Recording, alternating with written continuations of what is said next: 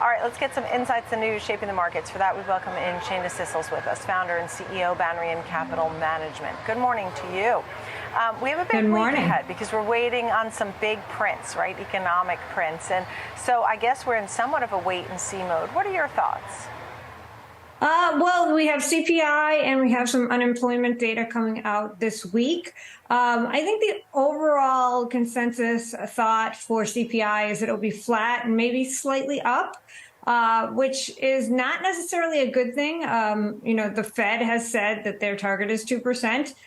Flat to slightly up is not near 2%. So that is going to give the Fed more ammunition to potentially raise rates. I do think they might pause this month because they want to see how getting rates over 5%, as the treasuries have broken through that, impacts the markets going forward. And there are some cracks in the economy, particularly in the labor markets, that are worth watching. So I do think that that is something that they will consider.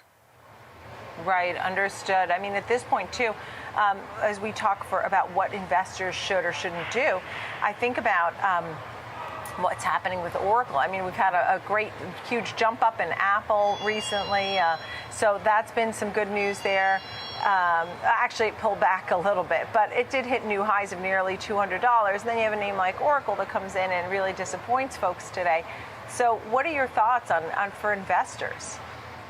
Well, the technology, they're calling it the Nvidia effect because Nvidia did such blowout earnings recently that a lot of technology companies sort of rode that wave and saw, improved performance return-wise. But at the end of the day, it still comes down to the actual fundamentals of the company. And we are seeing weakness in technology. As a matter of fact, if you look at the S&P sectors, technology and discretionary have been weakening, while energy in particular has been strengthening. So, we had tech kind of pushing the market upwards the last 3 to 6 months. And I don't know how sustainable that is, as you pointed out. Oracle's numbers weren't particularly good. The Apple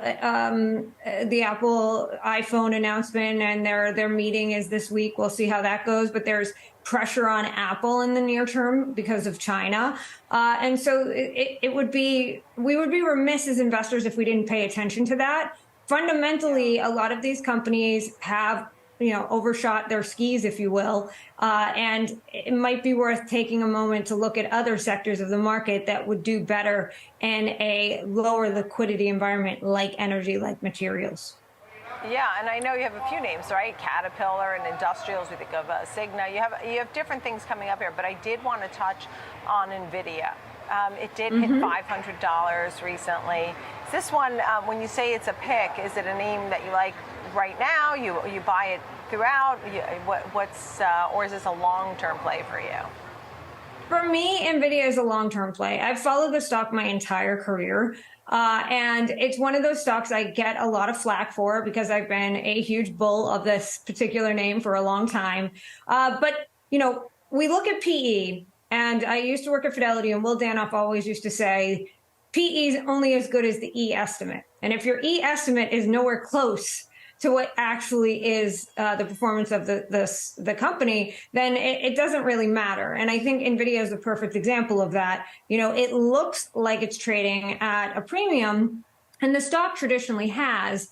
But if you consider the fact that it absolutely blew its earnings target, by a substantial amount, then it actually isn't that expensive. I think overall, it doesn't have a lot of competitors in the space where it's seeing the most growth, which is their data centers and anything related to AI. There really isn't anybody who can compete with them. And for that reason, I continue to be a bull on Nvidia and would be buying on weakness. I sold out when we saw the huge pop in the stock, but despite its really robust earning report, the stock didn't shoot through the roof as a result of that. It did go up, but not like it did the previous quarter. So again, it's a stock that I like. I don't see a lot of competition. It has long-term tailwind to its business. And I think that that is a positive for the stock. But it's really the only technology stock I like here for all the reasons I just said. Right, understood. Let's get to some of the other names. I know you always pick Leidos. You had Caterpillar on there. You also have Cigna. Yeah, and another one, the newer one to the list is Diamondback Energy, which is an oil exploration company focused on in the Texas Permian Basin kind of area. That's a stock that has really low cost in terms of where they break even per barrel of oil. They can break even around $40, $50, and they can make a lot when oil goes over that. The Saudis just reduced production because they're trying to get oil up to $90 a barrel. So the fundamentals of that macro story for oil is very positive for Diamondback Energy. So that's a name I really like. You mentioned Cigna. Healthcare is a pretty stable sector in a slowing economic environment. They have seen continued improvement and new members into their HMO. They have a great prescription drug arm of the company that's done very well, and they've built that out through acquisitions. So there's tremendous opportunity there. They're also very fiscally disciplined. So that is a stock that's trading very cheaply right now, and that's a name I really like. We've talked about Leidos a ton, so I won't bore you with that story.